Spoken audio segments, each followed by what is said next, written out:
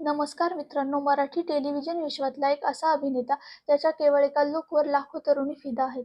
फुलपाखरू मालिकेतील माणूस आठवतोय? हो, आज आपण बोलतोय महाराष्ट्राचा लाडका चॉकलेट बॉय यशोमन आपटे याच्याबद्दल. मालिकेतील त्याची रोमॅन्टिक इमेज असो किंवा सातासमुद्रापार पोहोचलेली त्याची लोकप्रियता. पण मित्रांनो, यशोमनचा इथपर्यंतचा प्रवास सोपा नव्हता. त्याचं बालपण कसं होतं, त्याने अभिनयाची सुरुवात कशी केली आणि आज तो काय करतोय, जाणून घेऊया आजच्या व्हिडिओमध्ये. व्हिडिओ शेवटपर्यंत नक्की बघा. यशोमनचा जन्म 30 नोव्हेंबर 1991 रोजी मुंबईत झाला. त्याचे संपूर्ण बालपण मुंबईच्या संस्कृतीने नटलेल्या विलेपार्ले भागात गेलं. यशोमनने आपलं प्राथमिक शिक्षण पार्ले टिळक विद्यालयातून पूर्ण केलं. लहानपणापासूनच त्याला कलेची प्रचंड आवड होती. पुढे जाऊन त्याने MAL डहाणूकर कॉलेज ऑफ कॉमर्समधून आपलं उच्च शिक्षण पूर्ण केलं. हे कॉलेज मुंबईत प्रायोगिक नाटक आणि एकांकिकांसाठी खूप प्रसिद्ध आहे. कॉलेजमध्ये असतानाच यशोमन खऱ्या अर्थाने अभिनयाकडे आणि रंगभूमीकडे ओढला गेला. त्याने अनेक आंतर-महाविद्यालयीन स्पर्धांमध्ये आणि एकांकिकांमध्ये भाग घ्यायला सुरुवात केली. कॉलेज संपल्यानंतर प्रत्येकाचाच एक संघर्षाचा काळ सुरू होतो. यशोमनच्या बाबतीतही तेच झालं. तो वेगवेगळ्या ऑडिशन्स देऊ लागला. त्याला पहिली टीव्ही स्क्रीन लाभली ती आवाज या मालिकेत, ज्यात त्याने संत ज्ञानेश्वर यांची भूमिका साकारली होती.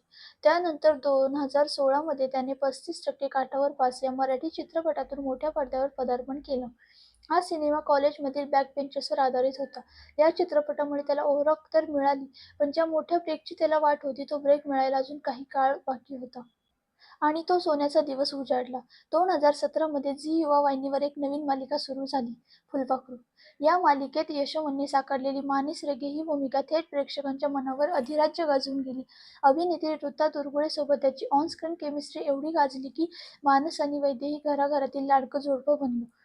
याच तुफान लोकप्रियतेमुळे 2018 मध्ये यशोमनला महाराष्ट्राचा most desirable man of TV हा किताब मिळाला. एका मालिकेमुळे यशोमन रातोरात स्टार बनला. फुलपाखरूनंतर यशोमन थांबला नाही. त्याने सोनी मराठीवरील श्रीमंत घरची सून आणि स्टार प्रवाहवरील शुभविवाह या मालिकांमध्ये मुख्य भूमिका केल्या.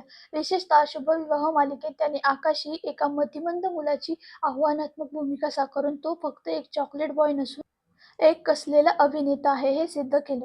पण तुम्हाला माहिती आहे का, यशोमन हा फक्त एक चांगला अभिनेताच नाही, तर तो एक अप्रतिम गायक आणि कनिष्ठ वादक देखील आहे.